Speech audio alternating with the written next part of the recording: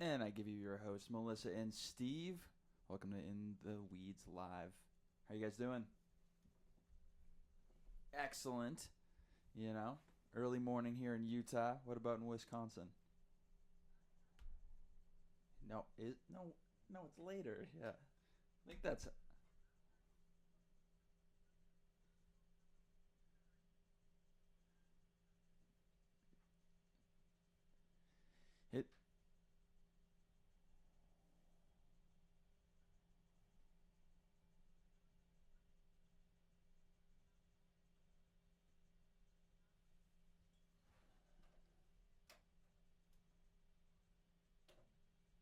When?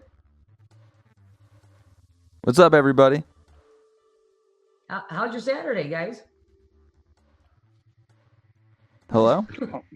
Not all at once. Not all at once. It's great. It's awesome. Love it. I'm in Virginia. It's a little dreary today, but that's okay. I think it's going to be a good. And I'm Katie's neighbor in Virginia, so I'm sharing her weather. We're kind of intermittent sun and clouds these days. We hear that. Yeah, it's a little bit cloudy here, but South Carolina, but it's nice, almost 70, so it's good. Beautiful. I'm in Indiana, and it's really nice out today. We're gonna get some rain later, though, so got to get my yard work done early. Marguerite, thanks for the picture behind you. Where Oh, is it? thanks. Yeah, this is one of our growers' field from last year, who's about 20 miles from where I'm at right now. So he had a beautiful crop. He also had a lot of pest and disease pressure, so he was a good guinea pig for me to go out and collect samples. Good. Well, let me do a quick introduction. I guess I should have done that first. So we've got Steve Tomlins, co-host. He's an independent hemp consultant and co-farm manager at Turtle Creek Gardens. We've got Katie Britt, third-year PhD student in the Department of Entomology at Virginia Tech. I was so worried I was going to kill that, so I didn't do it. But her doctoral research is focused on insect pest management in hemp. And then we've got our another guest, Kelly Scott. She's production and marketing. We call her the greenhouse gal at True Harvest Farms. And then we've got David Newsom. He's director of operations and farm management at RE Botanicals. And then we have Marguerite Bolt, hemp extension specialist, Department of Agronomy, Purdue University. I did pretty good there, guys. Nice.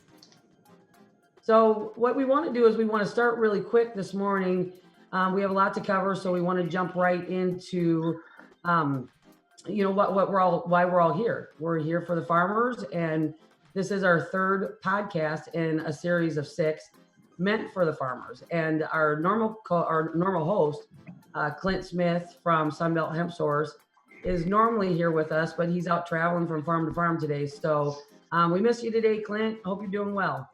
So we're going to jump right into one of the key factors. Obviously, one of the first things that you do as a farmer. We're going to talk about what to think about, key factors that go into a field selection. So, Steve, you want to jump us off? Yeah, my favorite answer on field selection is it depends, right? There's so many things involved in trying to figure out what you're going to plant and why. And just a few things I put down: what's your sun exposure? How are you going to get water to things? You got little microclimates. What are your soil types? And really, most important, I think, is the history. What's the history of that ground? And how do I have to get what I want out of it? Yeah, there's so many things to figure out for your little organism called your farm or your field that has got to take into account what you're going to do. So when we talk about site selection, I mean, we're talking about, if you own 300 acres, you're trying to figure out the best spot on that acreage, or does that go all the way back to? It may even be, if I'm going to grow all 300 acres, I'm going to have different growth rates and needs on that 300 acres. It's not homogeneous. There's a lot of things that can go on. If I'm just going to grow 10 acres, I want to pick the best spot or have a rotation. If I'm organic, you got to have certain field rotations and things.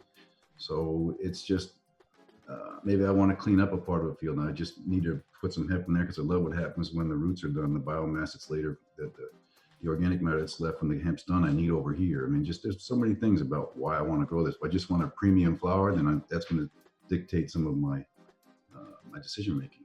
I know I'm going to get average flower, but I need to put it over here. There's different things you have to do with the soil. Now, Kelly, you grow indoor and outdoor, right? Yeah, we have greenhouse production as well as field production. And I agree with what you're saying as far as rotations. On our farm here, we grew 85 acres last year, and we've got about 140 acres of usable land, but not all of that is necessarily in field. You know, we'd have to do some prep work to make that available. And so this year we had to be really mindful as far as our rotations. We've been told that we could maybe possibly plant hemp 3 years consecutively, but nonetheless, we're trying to continue to build our soil. We don't want to create cycles of disease or pest. So those are things that we've been really mindful of. We're also really mindful of adjacent agriculture as well as the history of what's happened on that land specifically. And some reasons why you might be mindful of that is drift. You know, if other folks are growing crops of some sort or nursery production. But even if you have livestock beside you, if you're growing any type of hemp for a food product, then you maybe, need to be mindful of any microbiological contaminants that could come onto your property or, into your crops. So, and then there's always cross-pollination issues. I don't know about you guys, but in Virginia, it's been pretty much up to the farmers to figure that out. Who's growing other flower crops besides you? Is someone growing a fiber hemp crop besides you? And could that cross-pollinate your CBD or your cannabinoid crop? So those are some of the things that we're thinking about in site selection. Kelly, I'm actually glad that you brought that up, because we spent a lot of time talking about drift in Oregon when we did our show out there, and it was there's a lot of issues in the Department of Agro. Sunny Summers is hearing about a lot of drift issues out there. Is anybody on this call experienced anything with drift? And I don't want to spend a ton of time on this, but I'm just curious to know. I know that here in South Carolina, we still, so we're basically, our entire economy is based around agriculture. So everything we do now, we're still farmers down here that are growing cotton and tobacco, as well as corn, soybeans, peanuts, and then also as well as hemp. So you're dealing with a lot of chemicals, traditional chemicals that you may not be experiencing in a lot of other states, just because we're still very rooted in Southern agriculture. So one of the things that we deal with is we also have crop dusting planes. Now that's gone a long ways to be a lot better with GPS coordinating and things like that, as well as them making the molecules or droplets of the pesticides much heavier, so they fall to the ground quicker.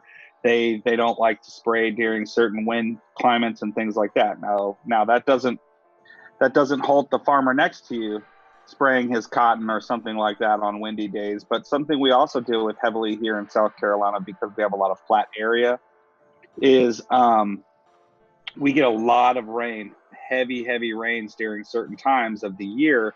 And you're dealing with water runoff and soil contamination, not just drift from spray, but soil contamination from water runoff, from drainage runoff from other fields as well, which is something that you really need to consider when you're talking about your site selection, making sure that your ditches around your area you're not literally connected to another field that's farming or things like that. You have to be very conscientious about those types of things. And that also goes into your site selection. I know on 120 acre tract we have here, we have all three soil types in that 120 acres that we have in this entire state. We have sand, black dirt, and red clay. And so, it makes it difficult, but that's where your soil samples and all that, which you're getting into later. But that's also part of it. And so you just need to know your state, your area, and the type of agriculture you deal with in order to really understand how your site's going to be affected by all those things. One of the worries that we have up here in Wisconsin, and I don't know if this happens in other states like it does up here, because we have a lot of larger grow. We have a lot of corn and potatoes and that kind of thing. So you see a lot of aerial spraying up here and crop dusting. So I would think that would be a huge concern, in site selection. You see them all over the place. Yeah, you may have a condition where I own this land, but I can't cooperate with my neighbors, so I can't grow here. And things like that happen. Yeah, that's one of the hardest things. Yeah. Is there, Kelly, you had made a point of saying that it's kind of up to the farmer themselves to figure it out. Does anybody know if we're working on getting a program online that is going to be helpful? Because I know in other industries we have that technology. Yeah, definitely. Virginia Tech was awarded in late 2019, early 2020, some USDA funds to look at cross-pollination. It's been looked at in Western climates in the Western United States where the air is much more arid. Things can move more freely through arid air versus humid air that we have in the East. So in the West, it's been said that, things could travel up to 15 miles. We're looking at that and researching it. Our Department of Agriculture and departments of agriculture across the Southeast have not taken the step to regulate that. You mentioned Oregon. I know they've looked at that there, as well as Washington State, and maybe some other Western states that have been growing cannabis longer. Yeah, it seems to me that it's a subject that we've got to get into here pretty quickly, especially as I know Marguerite is doing research in the fiber and grain. So we're going to have those crops that are going to get introduced. And so, Katie and Marguerite, do you guys have any insight on that at all right now? I mean, just coming from the different universities? Site selection or? In what Kelly was saying, in the fact that right now it's just kind of up to the farmer to figure out, site selection and drift and things like that. So I'm just wondering what kind of research you guys are doing at the universities that you're with. Like Kelly said, there's a lab at Virginia Tech that did get money to research that. They're pairing up with some people from University of Tennessee. So that'll be really useful information. I know just with our research plots, we've had to be really careful and, we're having to grow them miles apart because the biggest piece of land that we have for our university farm, we looked at trying to grow fiber and CBD both in the same location this year, but the furthest we could get them apart was, a mile at best as the crow flies. So we could not take that chance. So, we're growing them on separate sites. I haven't personally seen where this has happened, but we've had a lot of growers nearby say that, there was a big fiber field about an hour or so from campus at Virginia Tech. And it seems like a lot of people in the county, their CBD or cannabinoid plants got pollinated. So they got a much lower yield. Okay. Yeah. See, that's interesting to me. Marguerite, are you guys seeing any of that down in Indiana? You are? So we had all of our growers last year fill out a survey, and one of the questions was about pollination and if they actually had their CBD plants get pollinated. And we had a lot of fiber production and a decent amount of grain, and only 54% of our CBD growers said they got pollinated. So it was a lot lower than what we expected. But in Indiana, most of our CBD growers were pretty aware of what was going on around them. So they were really conscientious when they thought about site selection because of the concern of pollen drift, especially in northern Indiana where it's very, very flat. There's not a lot of wind breaks. Unfortunately for us, and I know in Wisconsin it's the same, but we have large patches of feral hemp. And that was a source of pollination for a couple of our growers in northern Indiana where we knew there wasn't grain production and we knew there wasn't fiber production, and they were smaller tracts of land that they're growing on. So they're really good about roguing males, and they still received pollination. One of the things that we're trying to look at though, with at least feral hemp is is there a possibility of disrupting the synchrony when those plants produce pollen and when your CBD plants are actually reproductively mature to receive that pollen? So one of our growers had to plant fairly late. He had a lot of really poor quality clones that he received. And his second planting, which was in July, did not have the extent of pollination as his earlier planting. And he did have feral hemp nearby within probably 5 miles. So we're trying to look at that as an option because we don't spray for feral hemp anymore. The county weed boards stopped doing that for the most part. So we do have patches in existence, and they're a good source of pollen. So Yeah, I was actually surprised to see how much feral hemp we had in the southern part of Wisconsin, and just the fact that they've been untouched and how huge those plants get. It was. I remember the first time I saw it. It was a pretty cool experience. So yeah. So we definitely want to keep moving along, but I love that conversation and any updates that I can get from Virginia Tech on how they're doing with the research on site selection and drift would be amazing. So just fill me in as you guys are getting in new information, and I'd appreciate it. So one of the things that Kelly and I actually talked about, her and Katie and I were on the phone the other day. We were talking about the importance of soil testing prior to planting. And it amazes me, and I'm not a farmer, it amazes me the amount of times people want to argue with me about this. I am not the right person to argue about it. I know enough to be dangerous on the subject. So Kelly, you want to jump in here and talk to us about why we're doing that? Yeah, definitely. I before coming to the farm, my history is with extension, and as an extension agent, we always say, "Don't guess, soil test."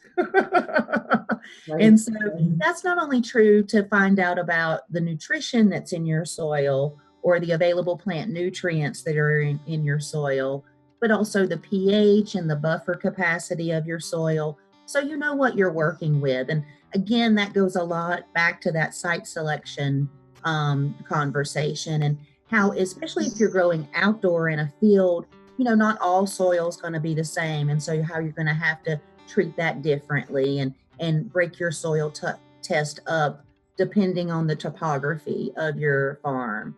But one of the things that I've found working with hemp that's unique in comparison to other row crops, especially, I see this echoed in vegetable production, but it's the testing that we see on that crop after harvest. And so we're not only thinking about soil testing to get your soil right and your nutrition and to grow the best crop that you can, but also to have that crop free from contaminants on the back end. And I'd say one of the big soil tests that you could do is a heavy metals test. If you're in Virginia, Virginia allows hemp to be incorporated into food crops with a proper permit from the Department of Agriculture. And they're going to test in Virginia for 4 heavy metals. You could be tested up, for 6 or so. And then there's things like copper and zinc that are could also build up in the soil, and you could see those deposits as well. So, it's really important for a grower to know what they're starting with. And my advice has been is if you found heavy metals in your soil, don't grow hemp on that soil for a crop. Or if you are growing hemp on it, make it a fiber crop or a grain crop. Don't grow flower hemp, cannabinoid hemp on that soil.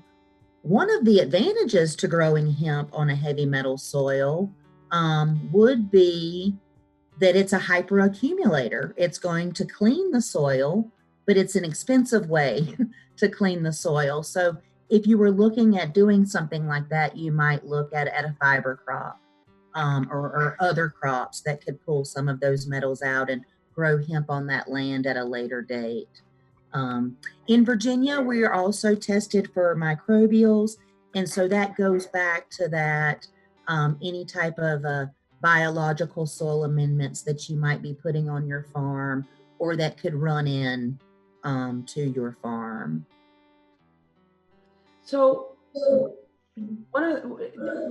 I know Marguerite and Katie, again, I'm going to just refer to you both really quick. Are you guys, again, is this something that you guys are getting into as far as the research goes on when we're talking about using heifer soil remediation? How long does that take? Do we know what the soil tests are before and after? Can you just make some go ahead, Oh, Margaret. we do have a graduate student that's going to look at the ability of hemp to be a soil remediator on some reclaimed mine land in southern Indiana. So we were fortunate enough to connect with a company that has a history in mining, but also has large investments in agricultural production of lots of different crops. And they're really interested in looking at remediation because they have to do it anyway to meet requirements by the state. And so they have taken soil tests recently, and then they're planning on planting hemp for fiber. And then hopefully we'll do some monitoring throughout the season of both the plant and the soil. And then of course, when they harvest and remove it from the field, they'll test the soil again. So hopefully we can see what some of the other publications have observed, that it is able to pull out lots of heavy metals. We're really excited about the research project, though. Hopefully it goes well. I know all the research has kind of slowed down for universities lately, but we're hoping we can still do that project. We need data, Marguerite. We need data. Yeah, that's another thing I'm excited to hear more about. Katie, did you want to comment on that? And then I think we're going to take a quick break. Yeah, I'll make it quick. Just some comments, though. I think we have a similar study going on in Virginia. It's through UVA or the University of Virginia. They've done a similar thing. We have a lot of coal mining history in Virginia, especially the far southwest corner of our state. So I'm pretty sure they've been planting some fiber or grain variety there and, see what's happening. But again, that's not from Virginia Tech, so I'm not familiar with the results of anything from that just yet. And Kelly made a good point too, that if you're trying to clean up the soil, definitely you probably want to go with a grain or fiber variety. However, we still don't really know what the effects of that, pulling out those heavy metals and that being accumulated in the plant. I would assume that if that was happening in a fiber variety, you'd still be able to use it pretty much the same. But if there's heavy metal accumulation, we don't know how long that will persist in the actual fiber. So that could be a concern. Same thing for grain, since it's an edible product of the crop, we don't really know what's happening, but that's definitely another research question for someone to explore.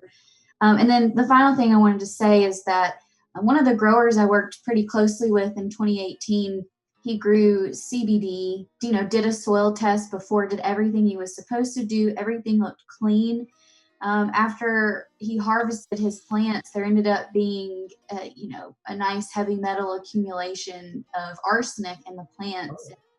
It's like, he did what he was supposed to. He tested, everything came back looking good, but yet there was still stuff in that soil that got absorbed by the plant. So you just have to be really careful, because the last thing we would want to do is tell someone to grow and then they end up not being able to use that crop when they've put thousands of dollars into this operation to grow the plant in the beginning. So it can get really tricky. Those kind of stories too. Quick comment on that. That one particular part right there, I know that we have Clemson here that does all of our extension and and all that. We have also found that there are levels of arsenic that naturally, organically come in the plant themselves. So we've seen tests that the plant has naturally produced. I've seen them come in with, they do have arsenic, and I've seen them come with lead and residual pesticides on ground that was clean. So she's a hyper accumulator, she is. Yeah.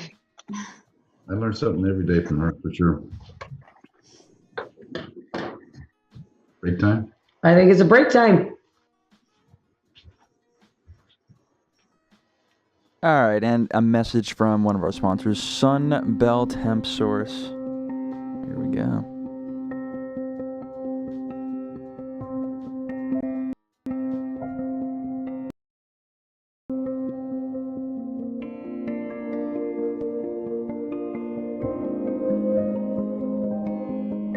Sunbelt Hemp Source is establishing an industry network to benefit hemp professionals, but most of all, consumers. Expect the best. Sunbelt's commitment and technology will allow retailers to differentiate in the expanding market and their customers the highest quality product on the market. Always look for Sunbelt Genetics and Sunbelt CBD. You can look them up on the internet at sunbelthempsource.com or give them a ring at 855-SUN-HEMP. That's 855-786-4367. Sunbelt Hemp Source.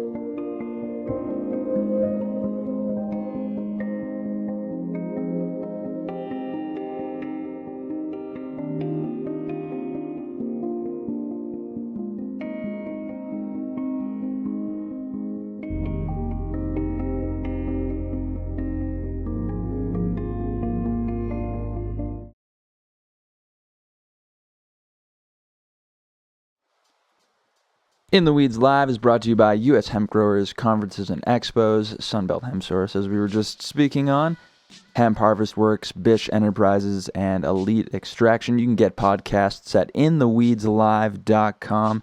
And I bring you back to the show and our hosts for today, Melissa and Steve. How are you guys doing? Good. How are you doing, Dave? Excellent. Very good. We seem to be running on time here. I'm a little surprised. Usually it goes over. You can't see me poking her in the Well, I know Kelly's got to get back to the greenhouse, and I'm sure Dave's got something really important to do, like the draft or something. Is it the draft today again, Dave? Yes, it is. Yeah, it's fourth and fifth round. So, all right, just really quick during trivia today, are you going to chime in with Bob at 7 and give us an update on the draft? He can't hold it. He can't look it up on his own phone. I guess. I will. Sure. Whatever he needs. He's so salty. He's so salty about the draft already. So yeah. I don't know how many of y'all have husbands, boyfriends, whatever. But draft in our house it's insane. It's an insane 3 days, and I cannot wait for it to be over with. Is today the last day? No, tomorrow. It's a 4-day deal. Oh, good. One more day. Hey, I just wanted to let everybody know that you definitely can call us with questions. You've got a great group of people here. So anything that you want to call and talk to us about, please do. Dave, we're going to move right into soil preparation. But I just want to go backwards for 1 second and talk about one of the biggest reasons that I wanted to get into the early testing on soils. We get a lot of people that say to us that their farm was at one point in time organically certified. And my question on that is,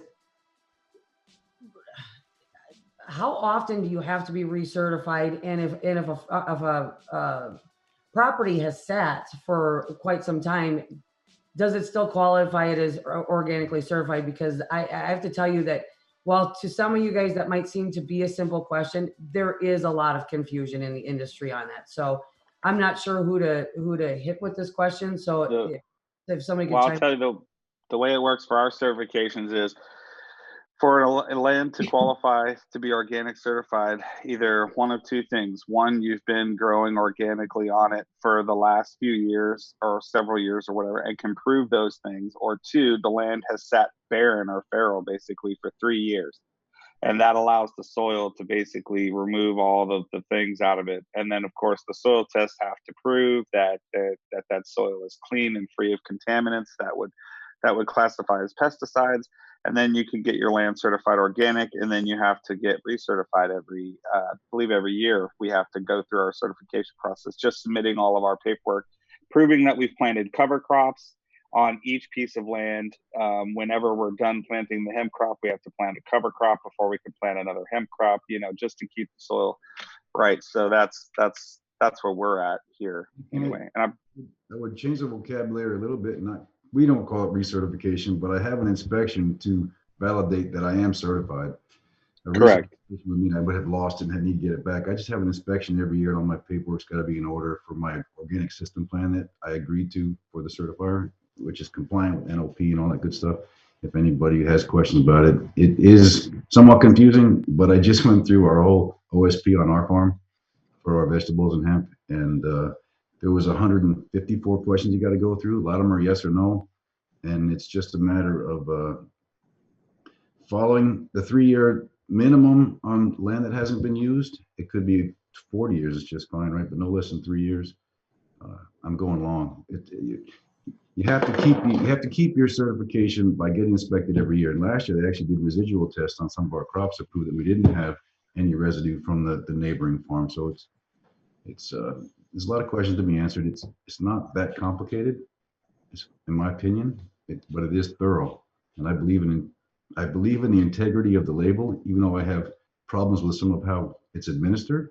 But there is integrity in the certified organic label if people will do what they agree to. Kelly, did you want to comment? Yeah, I just wanted to add, with the tie between soil testing and what's naturally occurring on that soil, or maybe how that soil's been amended through agriculture production throughout the years, could tie back into the organic conversation. Often there's a perception that if you have heavy metals in the soil, it was applied to the soil through agriculture practices. But in Virginia, we have natural bands of arsenic. We've found that with not only agriculture, but we see it in our well water testing. Some people have that in the water that they have available to them, and then they have to do something about that or correct it in some way. The same thing for lead and many of the other heavy metals that folks are testing for. And we not only see these tests occur through Department of Agriculture or through things like organic certification, but the marketplace is testing hemp for things like this as well. So, some farmers may think, oh, well, I'm not going through X, Y, and Z. I'm not going to have to worry about that on the back end. But I think we've seen in reality, we need as many markets open to us as possible when it comes to hemp. You might think you have a market lined up, and it may not be as solid as you once thought it was. And so as a farmer, I would always prepare myself to be subject to those tests and do everything I could to ensure a quality, clean crop. Transparency. That's a really great point, Kelly. I appreciate that, because it is unbelievable to me how many times somebody will say, Melissa, have you run into anybody that's organically certified? I need flour. I need, they're looking for a product. And so I'll say, yeah, I just talked to a farmer the other day, he's organically certified. And then when the rubber meets the road, guess who doesn't have organic certification? And it makes me crazy how that people don't think about that, or they're not pushing for that, or the quality of that in consumables, or like you said, be prepared, because the market's changing really quickly and you don't know where you're going to sell to at the end of the day. So that's a great piece of advice, Kelly. I appreciate that. So I think we beat that to death, huh? Well, there's a lot more to be said, but not now. So we definitely want to get into soil preparation, and the I guess the first question is, we're done. We're harvested last year. Are we already working on soil prep for the next growing season as soon as we're done harvesting? If the weather permits, you absolutely are. I wasn't able to pick up some of my plastic until this spring because it started raining and didn't stop raining. And then winter came and everybody was gone. I had plastic in the ground. So I didn't get some of the prep done that I wanted. And it created a whole nother hassle environment for me to deal with. I basically created a habitat for voles and mice all winter long, and they loved it.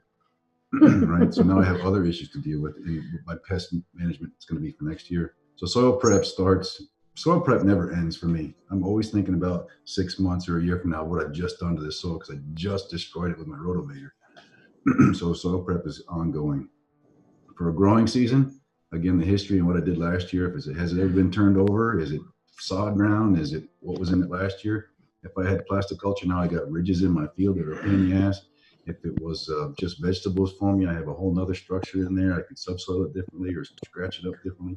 So prep, it depends, right? I mean, Right. what'd you do to it last year? Was it bean stubble? Is it sandy?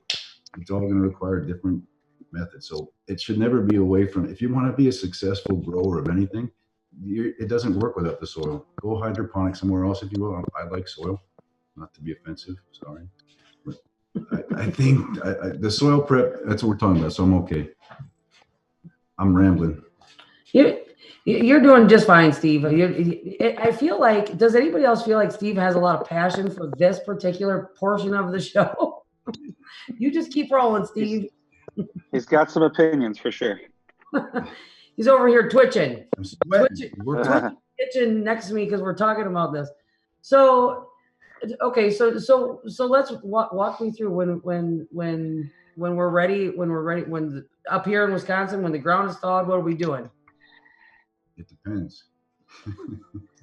Always depends. Yeah, I've got in the fields where I had plasticulture, I do have like a 3-4 step process to get it kind of leveled back out, get below the 6 to 8 inch rotavator scalp pan that I have in there to try to crack that open a little bit.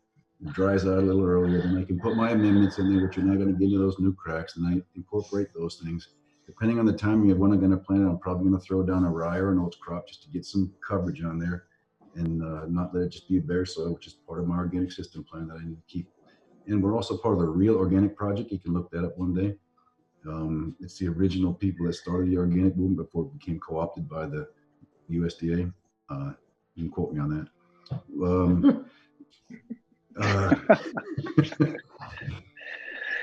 There's some passion here. I like it. The hell was I talking about? Plastic. Oh yeah. So then I've got, if I had an oats cover crop from the year before to take care of the late summer weeds, I have to incorporate that early because it's a winter kill and it's laying there with a nice mat to prevent my spring flush. But I got to incorporate that probably 2 or 3 times to get a good soil bed, depending on whether, if I'm going to lay plastic, I can't have all that wheat stubble or oat stubble tearing things up or being in the way. And if it's a clay type soil, it doesn't really want to break up nicely and incorporate well. So you got clumps of stuff. That's one of the things I've had to deal with. And then the other one, get my compost spread. We get mushroom compost, which is a certified organic product from a local mushroom grower. And I get that on the ground. And I have found amazing results with this mushroom compost in the field. It's a night and day thing in last year's test. So I'm incorporating some, if I didn't get my amendments in, my soil, my manures into the soil late in the fall, which is what I prefer to do. If the ground's too wet and I'm going to make ruts, I don't go in there till the spring. There's moratoriums to worry about, 60 or 90 or 100-day moratoriums. And you get that stuff in the soil. As far as you can't sell a crop that's had, in 90 days for manure for hemp because it's above ground. If it's a squash that grows on the ground, it's 120 days. Is it down in? Sorry, Steve. I just want to ask down in South Carolina, David. How many times are you growing outside in a season? Is it once, twice? Well, theoretically, because this plant can actually handle some really hard freezes in it, and the plant, if you have the right strain of hemp, especially for CBD growth, if you have the right strain, really hardy strains and things like that can withstand some weather conditions. Really, the only thing we have to worry about is we're usually cropping during hurricane season, so that could be a little bit challenging. But we can theoretically grow 2 or 3 crops a year here, because in our area, specifically in this one part of South Carolina, now this isn't the whole state, this is just the part I'm in, which is Myrtle Beach, South Carolina. In this, northern, northeast coastal area, the average temperature for the coldest month of the year is 52 degrees. So as long as you can irrigate it properly, as long as you have the soil for rotation and things like that, you can theoretically put out 3 crops a year. But, again, I wouldn't really want to do anything over 2. And we can even plant right through the winter. So what we would do is we would put it in greenhouses. We do it just like tobacco here. So we put the seeds in float trays, pop them in float beds, and then pull them out, because all our tobacco equipment's the same. It just transfers over as far as planting and everything else. And so what we would do is you would grow the plants in the greenhouse up to about 12 to 14 inches or so, 12 maybe 18 inches, 1.5 feet. And then you would instantly stick them right outside and they would start to really go into flower. You would just really pack the acreage. So instead of planting 1,800 to 2,000 plants an acre, you'd plant 4,000 plants an acre. And then they would go up another 12 inches or so during the bud cycle. And then you would just come through and just cut those colas off because they're just really on the top. And that's kind of your second crop, but it'll grow just like corn through the winter. It's kind of amazing, but yeah, that's most people here only grow one because it's very expensive to grow. And right now farmers are having trouble getting their crops sold. I have farmers that are sitting on hundreds and hundreds of thousands of pounds from last year's crop that haven't even sold a pound. And they're looking at, and people are asking, oh, you're going to plant this year. Why would I go into debt 2 years in a row? So it's just kind of one of those things. So then we're processors as well. So then it comes to us for toll processing and turning it into distillate, something that's more shelf stable and can store and doesn't degrade over time if you're not storing the flour properly or all those types. That's a whole nother subject, but anyway. So what's the largest grow you have down there outdoors that you're doing? That I've seen or that I keep hearing about? Because you'll walk around and hear everybody, I'm going to grow 1,500 acres, and you go out to their farm and it's 5. Well, no, you personally. Oh, for us? Oh, okay. So we have one field that's 70 acres, another field that's 40, 2 10s, and a 20. So as far as those are all the farms that we that we work with. We have 2 organic farmers that we work with, that we contract, and then those farms kind of fall under the umbrella of what we work with and are looking at. And then we have our own acreage as well, which we have about 30 acres or so. So does it change? I mean, you heard Steve talk about, what we do up here, because we frozen ground, wintertime, as far as, getting your soils ready to plant in South Carolina. And I'd also like to know how this works out east, if Katie and Kelly could jump in on this too. But I'm just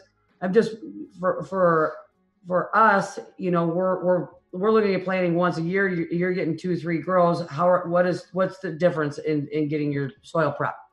Well, what I'll say is this is in our particular area. This is theoretically what you can do. And it's been done in small acreage times, like 1 acre, 2 acres, just to see how it would go. There's no farmers of any kind of scale doing 2 or 3 crops a year, just because farmers are growing so many other things that it's theoretically, this is still a 1 crop a year. I mean, realistically, it's still a 1 crop a year deal. But theoretically, it's been done in small test plots just to see what we could do. And we can get 2 or 3, just depending on your weather holding out on you, and no really long sustained freezes destroying your crop. And it's But soil prep for us is, once you've planted the plant and put the drip tape down in the ground, it goes down. We got equipment that basically puts the plant in the ground and the drip tape and waters it right then. And then you just go through. And then once you pull through a crop, the one thing you need to be doing is, right after you pull that out of the ground, you need to be ripping that drip tape out of the ground, getting it all pulled out of there, disting everything up, then pulling it down, leveling everything as best you can, throwing your cover crop, whether it's a wildflower, clover, oats, whatever, rye, like you said, whatever you're going to do there, and then getting that moved. And then all of a sudden if that's your once a year, and then you're going to come through and do soil prep again for whatever you're going to do after your cover crop, whether you're going to ride that all the way until your next temp crop. I'll say what everyone else is saying. It depends on what you're going to do next. Yeah, each field's different. Right. Now, yeah, we're lucky to have a lot of sandy soil here, which is really nice because it creates a good place for the root structure. So they're pretty free, so they're not bound up by any clay, and we don't have near the field problems. Now we do have red clay here, but it's not near as predominant as it is up there. And hemp loves a silica soil. Yeah. So we want to jump into the nutrients that we're putting into the soils before we start to grow. So when does that process start? Like you were saying, fall, you're putting in 2 or 3 different kinds of manure. I actually saw one of our good friends and farmers out on the East Coast sent me a list of supplies that he was trying to source, and I could not believe the amount of stuff that he was putting in. There's a lot of things to source. So can we talk about the nutrients going into the soils? Marguerite, I'd love to hear from you on this too. Yeah, in Indiana, we're primarily a row crop state. So lots of our row crop farmers are just doing what they would do for any other standard row crop. Like recently they're putting in anhydrous ammonia. So that's kind of this is the time of year to do that. They're getting fields prepped for planting. People producing for cannabinoids are typically looking at organic options. We're doing a project where we're going to apply blood meal. So it's very expensive, but we're not going to do that until we disc in the vetch that was planted. So it's really variable across the state because we do have organic producers. We have small scale operations, but for the most part, our larger hemp growers are just following standard kind of corn and wheat nutrient management. And I'd like to add something here that's important in the organic practices. I've seen lots of bugs in the jugs, and everybody's got some recipe that they need and grow organically. But certified organic, I can't put in the soil what the soil doesn't need. And if I don't have testing to prove what my soils may need, I can't add it and still be certified organic in practice. People do it, and you can maybe have reasons for it, but we've been audited a couple times. They look at our tests and they look at what I applied, and if they don't match up, we get flagged.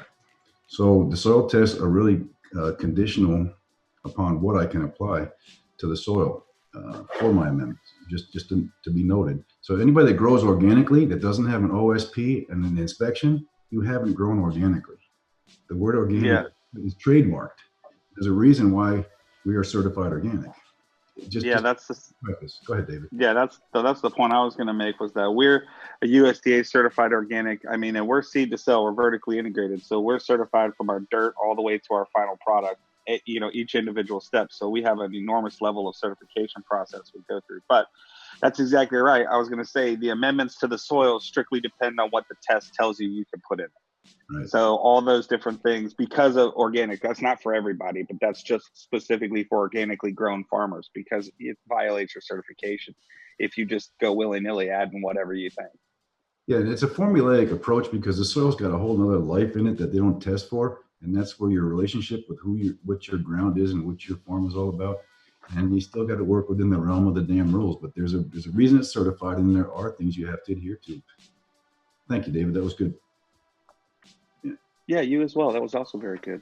I think you both did fine. Fine jobs, boys and girls.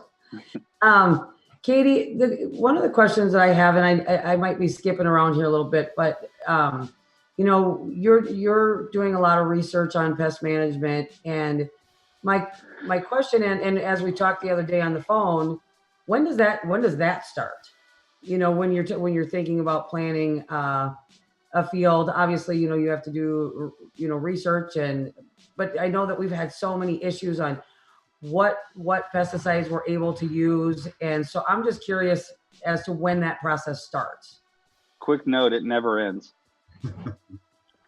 There's no starting point because you never stop. Point taken. Yeah. So to reiterate the theme of today's conversation, it just depends, right? It definitely depends on where you are and what pests you're thinking about, but there are a couple of things you can do to be prepared going into it. So I'll start off with saying one of the surprises we had in Virginia last year. So I didn't really see it myself, but I got, reports from growers and from other specialists in the eastern part of our state, but I don't know if you're familiar with wireworms at all. They're soil pests. They're the larvae of click beetles, which everyone might have seen a click beetle a time or two. But yeah, they're a root pest. They live in the soil. That's the larval portion of their life cycle. And, when I talk about these at grower meetings, I just say this pest sucks, because it really does. Is you don't really know that you have it until it's too late, unless you're being proactive about it, right? So one of the concerns, we have a lot of pasture forage acreage in Virginia, a lot of tobacco acreage too.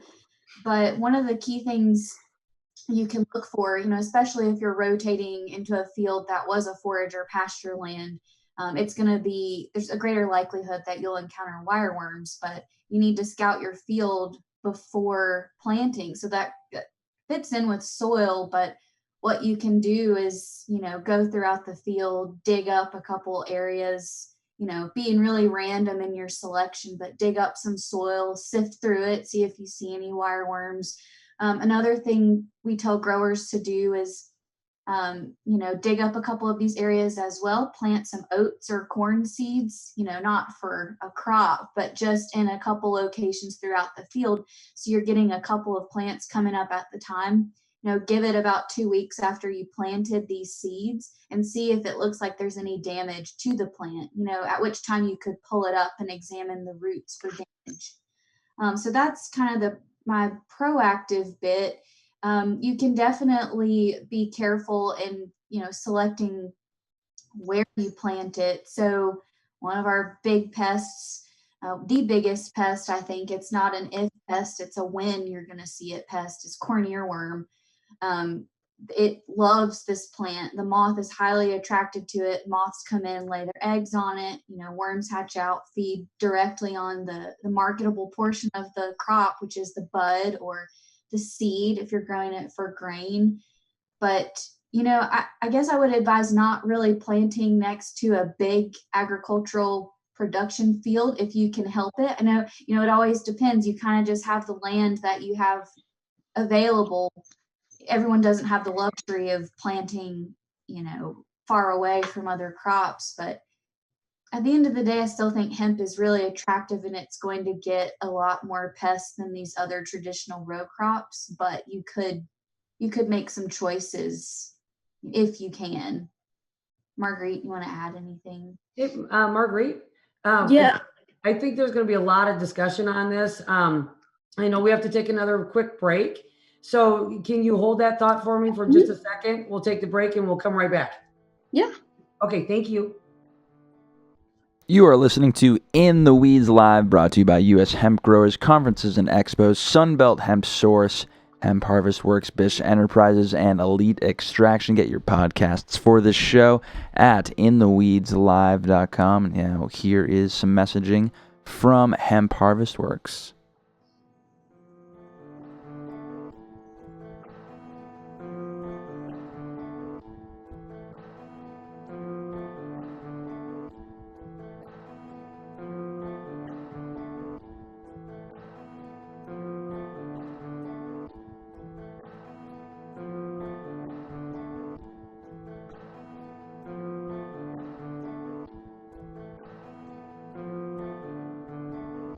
Hemp Harvest Works is a design, engineering, research, and sales firm that offers large, medium, and small-scale machines designed to reduce the overall cost of production.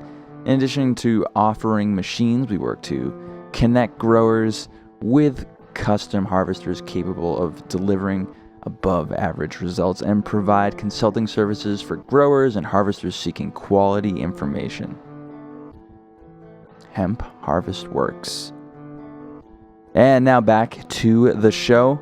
Our host, Melissa, how you doing? Still hanging in there? I am, and I don't know about you guys, but I'm having a ton of fun with this group. It's, we get to see all these guys at the show, but I don't ever get to sit and watch what they're talking about. So this has been really cool for me to do this podcast, and I've learned a lot over the last 2 weeks with Clint and some of the other guys. So I really appreciate you all being here today. We left with talking about some pest management issues. So we're going to go to Marguerite, but I do just want to remind everybody, please feel free to call in.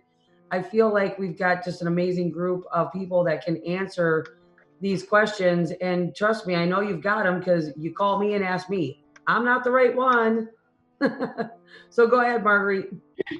Yeah, so one of the pests that kind of took us by surprise, and it was almost solely due to the fact of the crop that was next to the hemp, was potato leafhopper.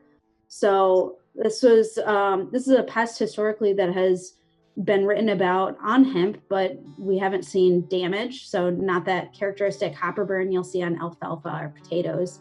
And this field actually behind me was at the farm that had a section right next to their alfalfa, and they're a certified organic farm. And every time they would cut their alfalfa, they would see potato leaf hopper on their hemp. And then they started to see that scorching, and the damage was so so severe in some of their plants that they were completely stunted. And it was, I think, really surprising for this grower to see that, because we, hear anecdotal evidence of hemp being, this great crop for pests because it produces all these secondary plant compounds. But potato leafhopper just hit this particular cultivar really, really hard. So that's, important site selection consideration is what kind of pests could you see move into your crop. And like Katie said, corn earworm is a when, not an if pest. In Indiana, we really can't avoid that because we are such a huge corn production state. We produce sweet corn and field corn. So we see corn earworm and we're monitor pretty heavily for that one. But for things like potato leafhopper, that's one where you probably can avoid really extensive damage by just planting away from your alfalfa. So the nice thing to know is that there is things that you can do early on. So I appreciate that information from both of you. And now I know that we're having all kinds of issues with figuring out what pesticides to put on our fields, because of all the things that we've talked about with the organic. So what are we doing about that when we find it, especially when, Katie, you were talking early on to be able to, and I apologize, I don't remember the name of the worm that you were talking about, but what are we doing about that early on when we're getting our fields ready? Yeah, good question. I'm going to throw in one more comment I thought of after I finished speaking the first time, and part of being proactive, one situation we haven't talked too much about in our conversations today has been, indoor operations. One thing you have got to do, it is proactive, and again, you've got to do it, is really inspect your plants before you bring them into your facility. So if you're getting your transplants from somewhere else, or if you're buying mother plants, whatever your process is, a lot of times, it has nothing to do with who you're getting it from. Pests are just inevitable. It's not like there's any evil going on, but many times plants come with pests already on them. And one of the key, or I guess two of the key pests we see in those types of situations are the cannabis aphid and hemp russet mite, which those are also cannabis specialists. So they're only feeding from cannabis, not other plants. You can see aphids on your plants. If you see them, quarantine them for a couple days. Try to get rid of them before you, bring them into your whole facility, because they can spread pretty rapidly. Hemp russet mite is a little trickier because you can't see it with your naked eye. You've got to have a microscope or a really heavy duty hand lens to be able to see it. Okay, so now shifting back to pesticides. So it's tricky because again, the trend, it depends on where you are, what state you're in, and what your state Department of Agriculture is allowing for you to use on the crop. I can speak from Virginia's perspective. We have a list of products that growers can use. What it really comes down to is not safety of the product or efficacy of the product, but label language on the product that may allow hemp to fit in there. We're finally reaching the point where there are a couple of pesticides that have hemp added to the label. They're really safe or soft chemistries, things like neem oil, a couple BTs, I think, which works on caterpillar pests, or some of the bacterial or products with bacterial active ingredients. But for corn earworm, it's a challenge. So one of the things you have to do to be proactive, and you've got to know when that pest is in your crop, right? So you've got to be proactive, and you've got to scout often. You've got to scout really regularly. I always tell our growers, you don't have to see every plant every day or anything, but you need to see it pretty often so you know when this pest is present. And corn earworm is also tricky because if you're growing for CBD, these plants are really dense, they're bulky, they're also really sticky, so the worm can stick to it, and it's really often hard to see it when it's in that plant. So you've got to be proactive and be out there so you can see it when it first shows up. And one of the key aspects of managing that pest is that these products that we're allowed to use, so things like BTs or Bacillus thuringiensis, which acts on caterpillar larvae, worm larvae, caterpillars, whatever. They work a lot better when you can target the worm at a younger stage. So, a lot of times when growers find them, the larvae are a lot bigger, and it's a lot harder to kill the later stage larvae than it is to kill those young ones. Yep.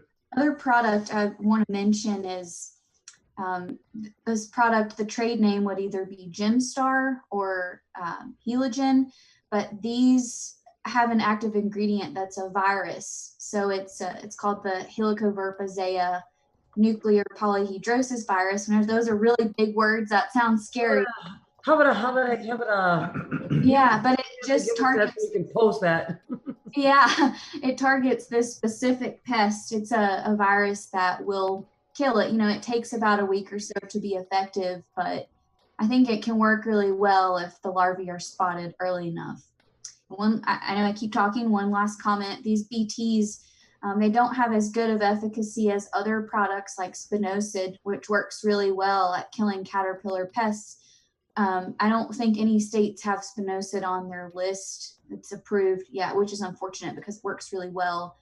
But yeah, the BTs and that virus product may not have the high efficacy like you could see with a more traditional product like spinosad, but it's kind of what we have to work with. So it's just that regular scouting is a key to be successful with using those products. I will. Oh, go ahead. I will say a comment on that and what we've done here in South Carolina, especially large scale farmers and things like that, is doing a lot of proactive spraying based on moon cycles and things like that when moths are moving and laying eggs and stuff like that, and lunar cycles. But also, when you start to notice small larvae and things like that, you need to start making notations for that time of the planting season and things like that, and do a lot of pre-spraying to coat those plants and leave a lot of that stuff behind is what we're doing here. Yeah. Ahead of the infestation, so that we're doing more to prevent it, because corn earworms are literally the worst. They're assholes. They are. Yeah, no, that's good to hear. I sometimes caution people with using BT because you don't want to spray it too early, because the challenge with BT as well is that the moth or the worm has to eat the product in order for it to be effective. But you're exactly right. If you have some idea of when you're going to start to see those worms on plants, you can start being proactive. One thing that is kind of an advantage for corn earworm compared to pests like Eurasian hemp borer, which I know Steve has struggled with, we have pheromones developed for corn earworm, and you can use pheromone traps to monitor those moth flights. And this is a migratory species. So at least for northern states, if southern states are starting to see high populations, that gives us an idea of when we may see that build in population. So we have a trapping network across the state of Indiana, and folks up in Michigan will refer to our trap numbers to get an idea, when our northernmost traps up at the border are starting to see really high catches of those male moths. That's their indication that they're going to start to see an influx, and then they're going to time sprays based off of those moth catches to hit those really, really young larvae that sometimes, like Katie said, are really difficult to see in hemp because it is a dense flower. So, use the tools that we already have for other crops. For Eurasian hemp borer, we're kind of, SOL for that one at this point, but definitely corn earworm rely on those trap catches. Do you pay attention to the degree days and the migratory nature across the cropping of the United States? You just mentioned Michigan's paying attention to Indiana. Is that relevant just to the catches, or are you using degree days and things as well to figure out when they're going to hatch? Yeah, so Michigan State actually has a really great degree day based tool called EnviroWeather, which and they have stations in Wisconsin as well, and they work with Indiana, but they have degree day based calculations for lots of different common agricultural pests, So they're largely using degree day models for that. And I would encourage growers to, if they're not familiar with growing degree days, get familiar, because even though hemp's a photoperiod dependent plant, the pests can be modeled using, degree days. Yeah, thank you. Marguerite and Katie, is there some information that you might be able to give us that we can share this out on our website on pesticides that you do know that are good, and maybe some of the research that some of the different places that are researching this?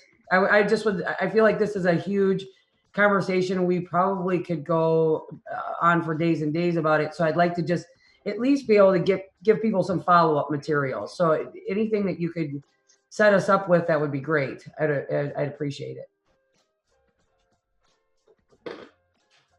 Okay, so does anybody have any additional comments on that particular subject? Because we're about 10 minutes behind. Dave, have we had any calls, any questions? No calls just yet, but everyone can call in at 617-475-0903. Not when we go to break, but soon after you'll be able to do that. You want to hit a break right now, Melissa? Yeah, that's fine. All right, here's another one from Hemp Harvest Works.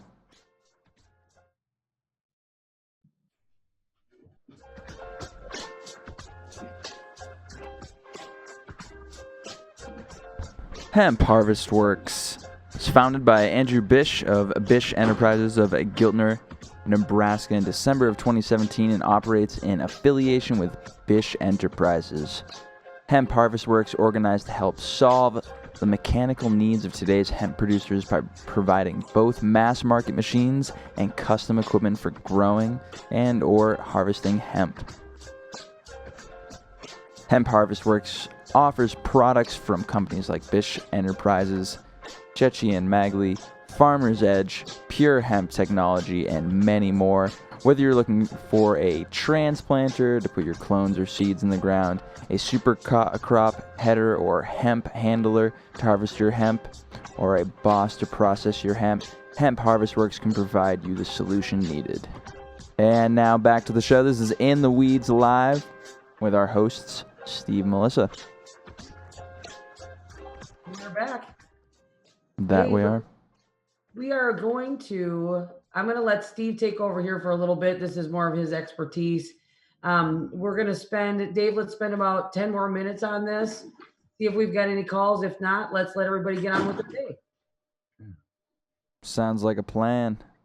Okay, great. The topic of fertility and nutrients, I kind of went into a little bit about I can only put in the soil based upon what my tests need.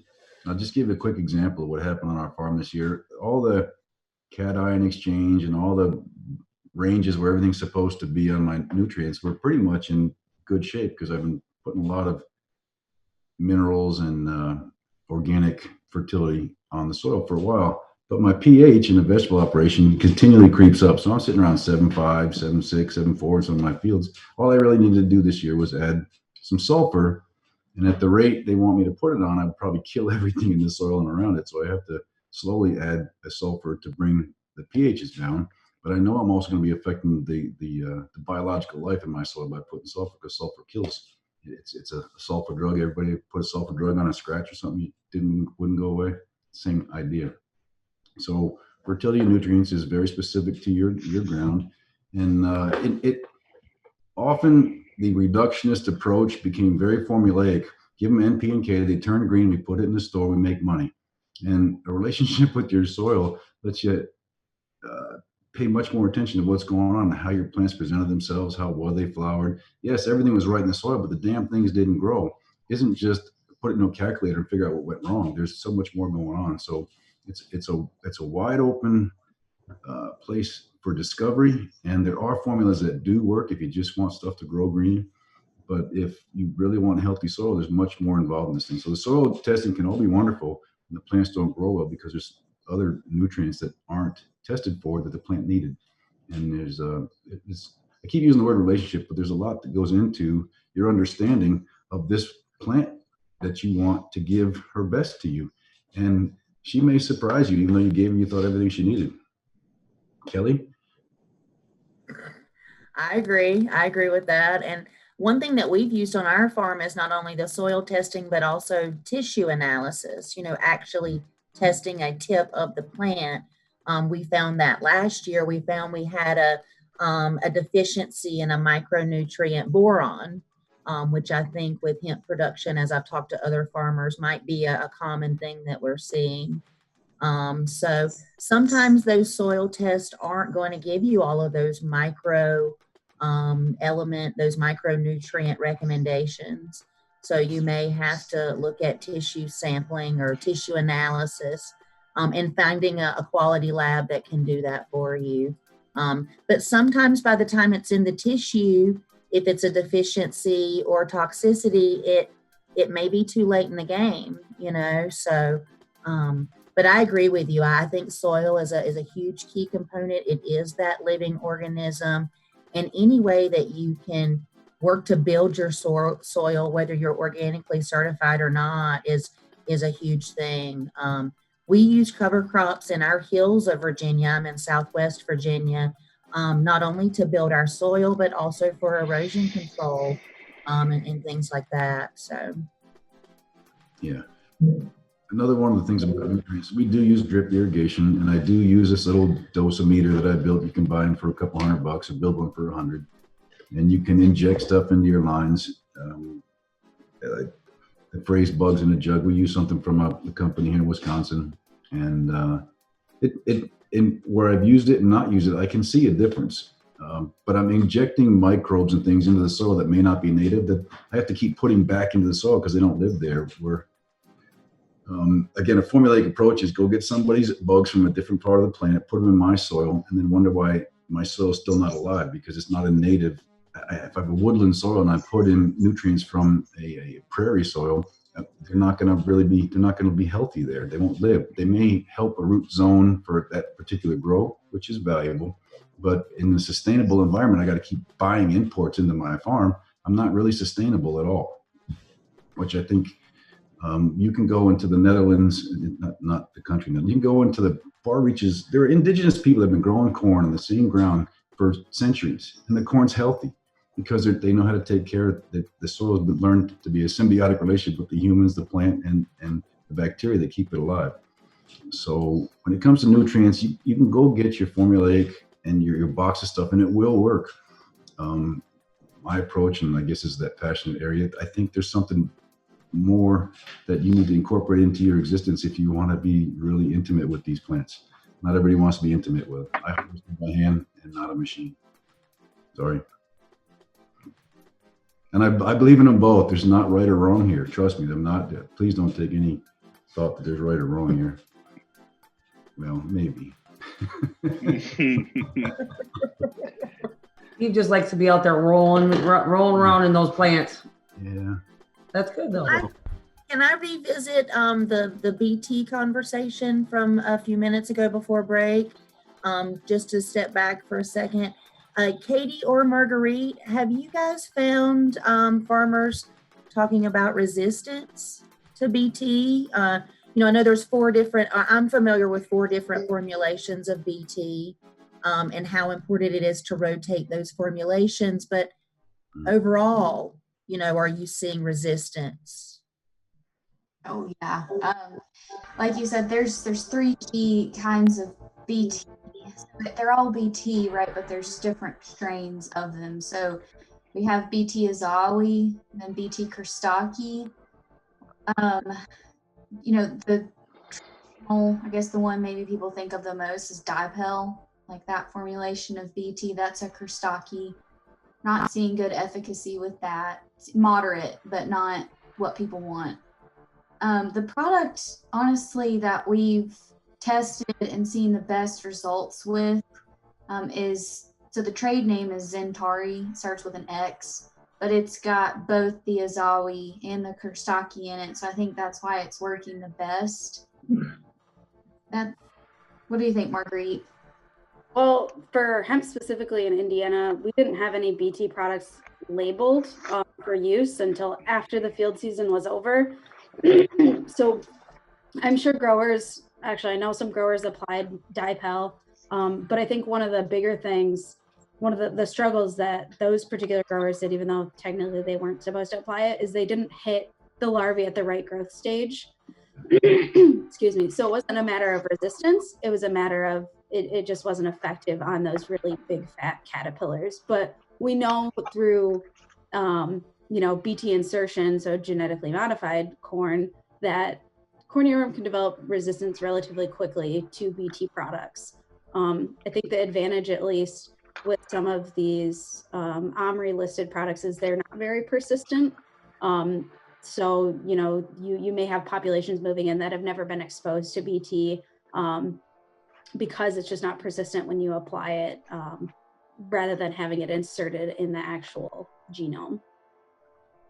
Yeah, that's a good point. I didn't mention that either, but yeah, some of the problem is just these worms often like to burrow into the buds of these CBD varieties, and so if you need proper coverage of the product on the plant for it to be effective, it's hard to reach a worm that's hiding in a bud, especially, to reiterate, they have to consume the product in order for it to be lethal. So it may be more of not enough coverage or improper coverage. Yeah, those dense plants to fog those things, it's a lot of work. And I've also seen farmers treat cornmeal with BT and then shake the cornmeal out as a way to attract the worm to actually consume it. I don't know, if that's really an effective way to deliver that product, but I've seen it. BT breaks down in ultraviolet light, doesn't it? I mean, you got like a 24-hour period in light, it's toast. So right, that's another part of the problem. BT's done quick, don't like the sun. How about your experience in South Carolina? It's just a war that you fight every day. Yeah. This is all great conversation, but it's so sad. Right. it's a struggle. It's tragic. It's just what it is. Because, the larvae is laid on the plant and then are the eggs, and then the larvae burrows into the stalk, and then when it starts eating, it creates basically a dead mold situation at the top best cola in the entire plant. So it's the most the most soul crushing pest that you can witness if it gets out of hand, which is why I was saying a lot of preventative spraying, understanding your cycles and when the moths are moving, when they're laying and things like that, and try to do as much prevention as possible. Again, the 24-hour light cycle is something you struggle with, which is why you're constantly spraying and doing things like that. But I mean, unless you can, because you can't spray heavy chemically based pesticides on this plant, you're just going to struggle with that. Not that I would want it sprayed on the plant, because it's a consumer. As our company, we started this for our daughter, and we make the oils that go into her body for her. So there's no way that I would ever want anything sprayed on anything that I'm, giving her. So there's nothing you can do about that. So what you hope for is that we just organically keep making strides and keep working and find something that's going to be more effective than what we currently have. But if you plant to think you're going to get 1,000 pounds, plan on getting it. Calculate for 1,000, expect maybe 5, and if you get more, you're in good shape. So that's what here's what I tell. Yeah, that's what I tell everybody when they're like, "Oh, I'm going to plant 2,000 plants an acre. How many pounds am I going to get?" I said, "Plan for 1,000, 800 to 1,000." I tell everyone, take, like when we're doing crude or distillate or whatever. Oh, if I put this much crude in, if I put 10 kilos of crude into it, how many kilos of distillate am I get out? 5. Just wrap your mind around 50% yield. Always. If you wrap your mind around that, then you're not gonna be disappointed and upset and devastated because you were expecting the moon and ended up with analogy for that one. I said the wrong thing to start with that one. I don't know. You caught yourself well. You did. You recovered well. Yeah. I saw it. I got nothing. Usually I'm very witty, and I usually have something there, but I just fell apart. I got nothing. Is there any like balance between, is it like 50% always, do you find, or is it like, you know, if you grow a larger amount, it's 50%, and if you kind of focus more, is it, you know, maybe a larger? For farming and especially in production and things like that, the only reason I say 50% is because when everybody's putting together, because this takes money to do, it takes money to grow, it takes money to process, takes money to do whatever it is. So whenever you're coordinating a budget for this and deciding what you're going to do, and then you have to look at the current market for sale. That's even if you can sell it, but let's just say you could. Then you want to calculate out, you know, your risk reward kind of situation based on what your yield's going to be. So wrap your mind around 50%. So you put 2,000 plants in the ground, wrap your mind around 1,000 plants an acre, or 1,000 pounds an acre based off of a 2,000 plant count. That's saying that you had great conditions for growing. You didn't have a flood, you didn't have a hurricane, you didn't have a Revelations, you know, biblical pest problem or something. You know, if everything went well, just wrap your mind around that, because everything over that's gravy according to your calculation or your budget. Your spreadsheet, calculate it by 50%. Anything above that's a bonus, and you're yeah, absolutely. Yeah. One comment with all this, so we're really talking heavy about economics here, and that's one of the key principles of deciding when to take action with a pest in agriculture, you know. And I just want to point out, because hemp is so new, we're doing a lot of work, but we have not yet established those economic thresholds in this crop for these pests, which, you know, in every other crop commodity we have economic thresholds established, you know, like here's the point when you should take action based on how much your crop is worth, but we don't have that yet. Does anybody have any final thoughts? We're gonna end the show here pretty soon, so I just want to absolutely thank you all for being here, spending Saturday morning with us. It's here in Wisconsin, it's absolutely gorgeous outside, so I don't know about you guys, but I'd like to go out and spend a little time before we hit trivia. So any final thoughts? Oh, no.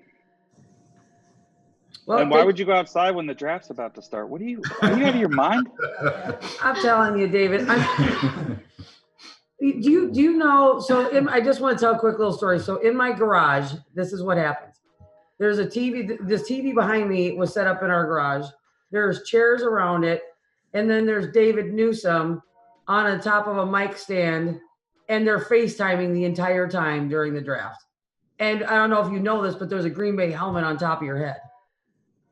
Oh, traitors. Why would they do that to me? They love you. They didn't even take a picture of you?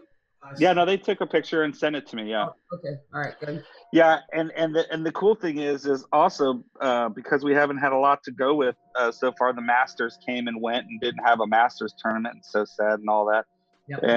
And spring training can't go on right now, so baseball's kind of killing me. And then they canceled all the seasons for basketball and everything else. So now all me, Bob, and Jesse have to bet on is the draft. So we bet round by round. It's the most intense draft I believe that I have seen go on in my house for 30 years now. It's insane. It's absolutely insane. So anyway, Dave Crespo? My wife's absolutely done with it. I was talking to her the other night and she said, I'm out, I'm done. I got a final question or a thought for Katie and Marguerite. I would like any types of suggestions you have on how to discover more about the EHB. You know, create a little terrarium and things like that, but anything that you have from your entomological background, did I say that word? Yeah. Whatever you could help me with for better investigation or stuff. Hey, try this and I'll get you information so you can work with it. Just let me know. Whitney Cranshaw is helpful on this stuff too for what he's been able to help. But I heard he blamed my part of Wisconsin for the harbinger of this thing because of all the hemp that was grown in Wisconsin those years. There's a row plant just about 6 miles down the road, and there's feral hemp everywhere. And I can go into any field and find that bug in the feral hemp. Yeah, that's an issue for us here That's where I found Eurasian hemp borer was in feral populations. So you mentioned I think before we even started about you want to monitor when those eggs hatch and how long they're on the surface of the plant before they tunnel. That is going to be so crucial because once we do develop a pheromone lure for this and we can monitor moth flights, you're going to have a very short window, just like European corn borer, when you could hit it with a potential, biopesticide before it tunnels in there and it's completely protected. So knowing how long it's on the surface is super important. I have a bunch of stems in my car right now in a container that I collected this winter to find Eurasian hemp borer, and they're alive and well overwintering even when we have those really cold temperatures. So just understanding more about the biology of the actual pest is super helpful. What you've done and the information you've shared with me has been great because that communication between growers and what their experience opens a whole new window that I don't get to see normally because you're in a different, area in Wisconsin and you're spending so much time with your individual plants. So I've learned a lot just from what you've shared. So, I'd love to hear, more of the observations you're making, because then we can make those hopefully great strides, but maybe minor strides right now. Yeah, I've got a shared photo album anybody can get access to if they want it. I'll share it with you. And thank you for the feedback. I suspect they hatch and bore right in, that they don't hang around the outside. For as many as that I had, I saw little to no leaf damage. They said they eat the leaf for a few days and they burrow in. Well, why are they going to go from the stem to the leaf and the back to the stem in 3 days? It seems silly. Yeah, exactly. Hatch right into the damn stem. But has anybody seen pictures of an egg sac? Yeah, seen any pictures of eggs? Eagles' choice of Jalen Hurts. What's that about? Jalen Hurts. Sorry, it just clicked. It just clicked. Are you watching the draft in the middle of this? No, it's not. No, Commentary. not yet. It's in 30 minutes. But what I was doing was, don't worry about me. Don't worry about me. Well, we kind of have to when you interrupt the whole. Sorry. Go on. I was actually very interested as well. Let's keep it moving. That's awesome. It's okay. Anyhow, I want to find the egg sac. Anybody get a picture of a moth laying eggs? And I haven't seen one, and so I don't believe anything anybody's told me about what they do because nobody showed me a picture. Yeah. There's also, and Whitney has a fact sheet about Eurasian hemp borer, citing that it can overwinter in weeds like Japanese knotweed and smartweed and wild hops. And I want to see them overwintering in those actual plants before I recommend growers remove them from their property. Japanese knotweed's invasive, so remove it anyway, I guess, because they're trying to destroy populations. But if it can overwinter in field margins and some of these other plants, then that might be a really good way to reduce populations early in the season, just removing that material. But cool. I'd like to see it too before I make that, effort to remove those populations of weeds. Don't know what I don't know yet. And again, Marguerite, any information you could share with us, we'd be more than happy to put it out on the intheweedslive.com website. So I just wanted to say thank you, Katie. Thank you, Steve. Thank you, Kelly. Thank you, Marguerite. Thank you, David. I appreciate you all being here. We will have our next podcast this coming Tuesday. We're going to get into planting. We actually get to go to planting now. So that'll be on Tuesday, and I believe that's going to be with Andy Bish and a few of the other guys. So appreciate you being here. Appreciate anybody who's out there watching, and we'll see you next time on In the Weeds Live. Thank you. All right. Thanks for having us. Thank you for being here. That was an episode of In the Weeds Live. You can get In the Weeds live every Tuesday and Saturday, at this point at least, at 10 a.m. Eastern Standard Time. In the Weeds Live is brought to you by U.S. Hemp Growers Conferences and Expos, Sunbelt Hemp Source, Hemp Harvest Works, Bish Enterprises, and Elite Extraction. Podcasts can be found at intheweedslive.com. And big thanks to everybody that was on the show today. See you next Tuesday, everybody.